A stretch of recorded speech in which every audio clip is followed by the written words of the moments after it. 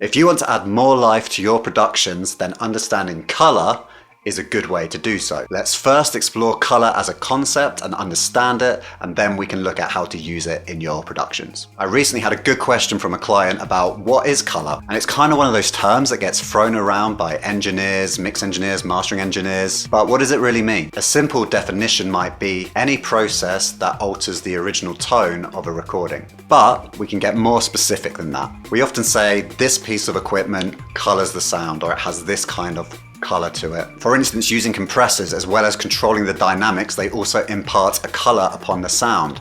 And that's why different producers go to different compressors, because they like the sound of it.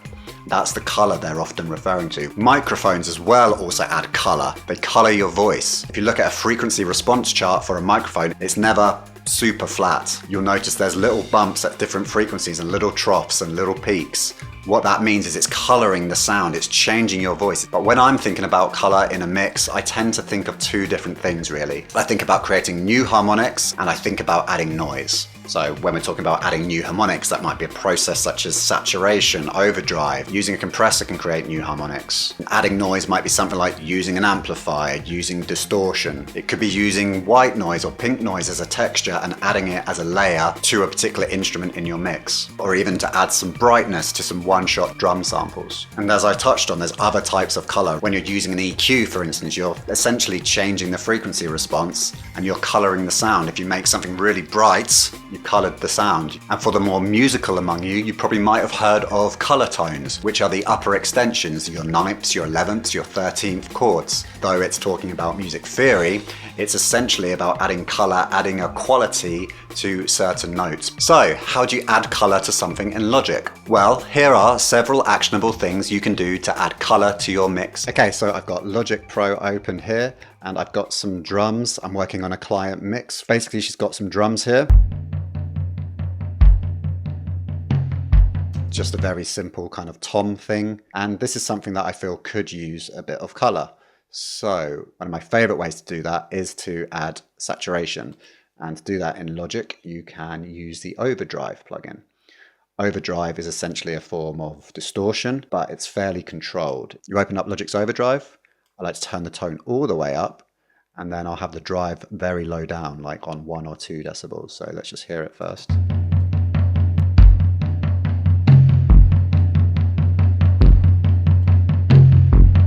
See it working there, you can hear it working there. It's distorting the sound, but if we do it a lot more subtly,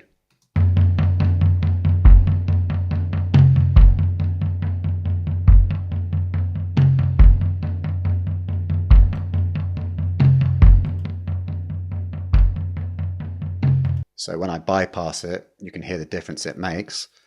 And it's just adding a little bit of saturation. There's a little bit of something that's hard to describe. It's a little bit louder, true. There's a slight bit of thickness that happens, and that's due to the overdrive.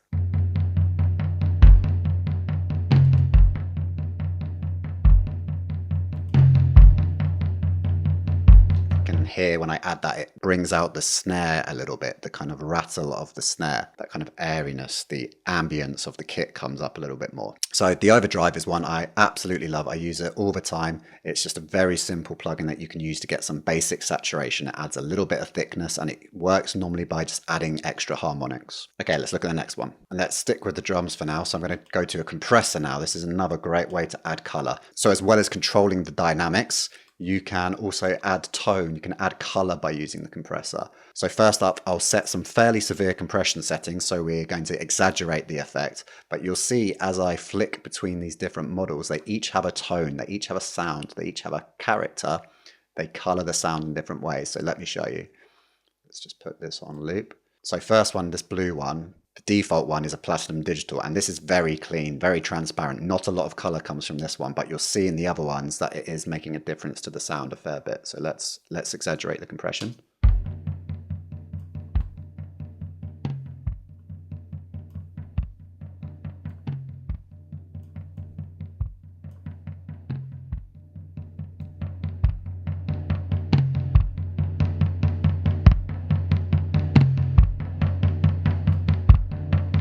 So we've got some compression. Without.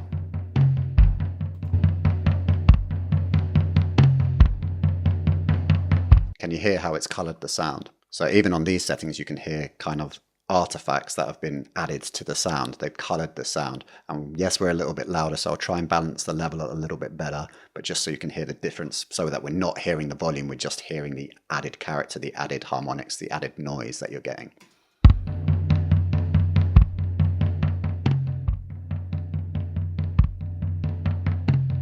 Okay, so they're very similar now from input and output.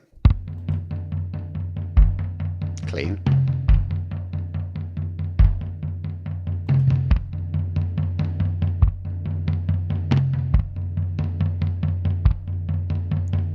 So as well as that punchier kick drum, you can also hear the noise coming up from that kit. So that's added some color to the sound. Let's now go through the other settings, and you'll be able to hear each has a different tonality.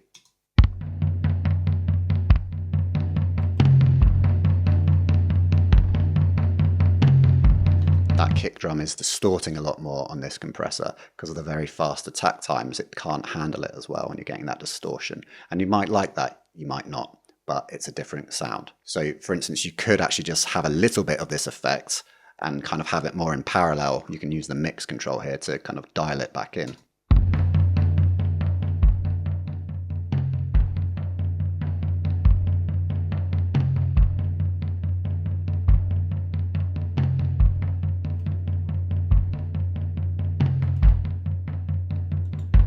Bypassed.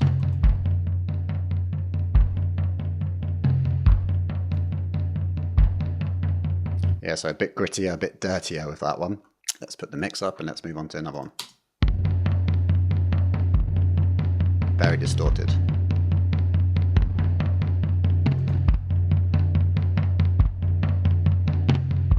Bit more punch. You can really hear that.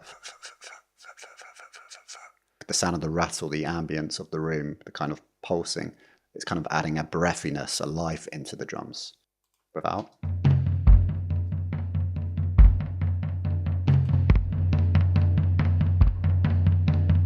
Obviously it's a bit louder, but you can hear how it changes the tonality. Let's move on to the next one.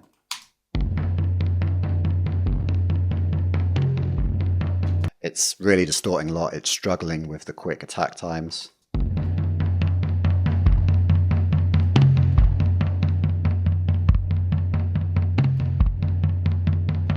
There you go, with the slower attack and release, it's not distorting as much, but you've got a different tone.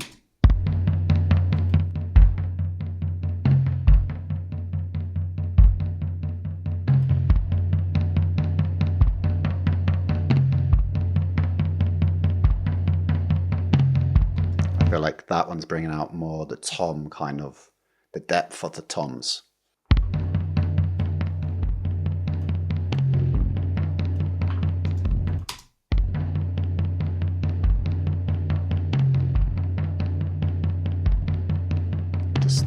Really distorted again.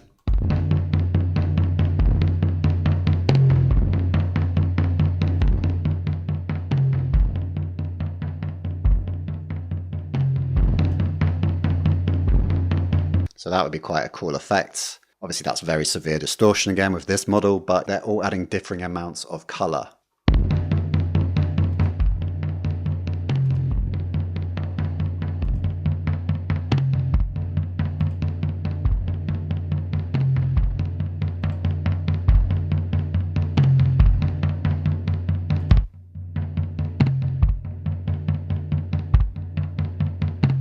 So yeah, as I cycled back through them there, you should be able to hear how each one of them is affecting the sound in a different way. And generally it's caused by new harmonics being created. Let's stick with the drums and let's go to Chromaglow, which has a load of tubes. And this is essentially Logic's coloring plugin. It's got different models. It's got tubes, it's got magnetic tape, it's got preamps, and I forget what the squeeze is from a compressor, I think maybe. These are all going to change the sound. So let's just cycle through them.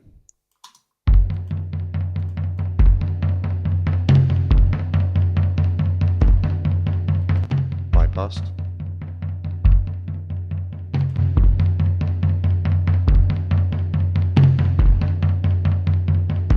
Bit of distortion, bit of grit, not too crazy.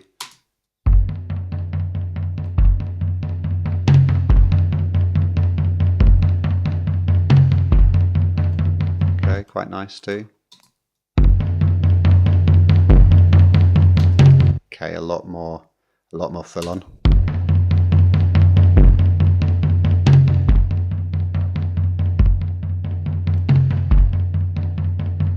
Nice, I like that. Squeeze.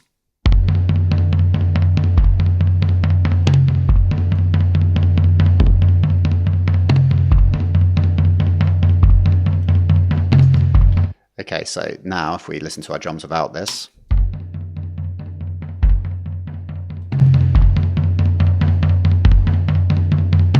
that's undeniably added a new character to the drums. They were a bit lifeless, a little bit boring. Now they've got a bit more energy, a little bit more noise, yes, but a little bit more impact, a little bit more realness to them, I would say. So that's how you can use, say, Chroma Glow, add more character, add more color to your tracks. And so far I've just been focusing on drums, but you can use this on anything, vocals, guitars, whatever. Analog preamp.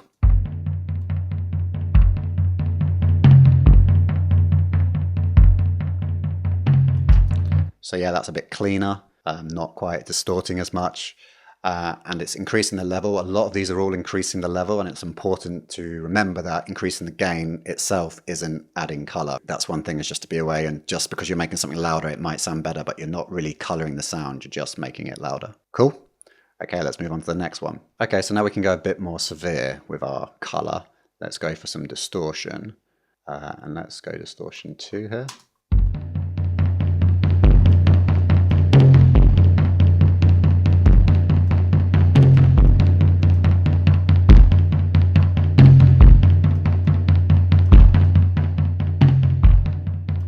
So this is a bit more severe than the previous types of color we were adding, but we can go even further. We can do something like bit crushing.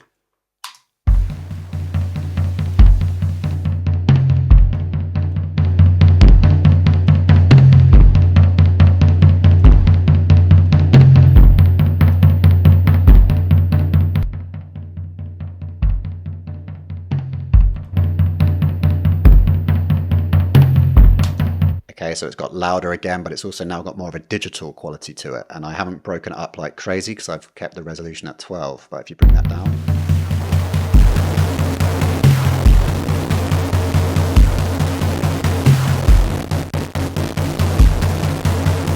Okay, so that's really cool. Like, you could definitely use that in a section of your song where it goes a little bit heavier. Like, that's heavily coloring the sound now, but sounds really cool. So yeah, in a similar vein, we could add just white noise to our track, find a kick drum. And you could take some noise, let's say that part of the noise, the very first part, layer it on all of these, and play these two together. Without that one.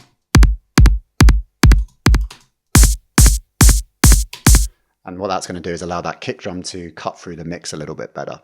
And obviously I've just done that super quick just to show you, but that is coloring the sound. That's coloring the kick drum with a layer of white noise. If you wanted to do a bit more, you could fade it out so it's a little bit less obvious.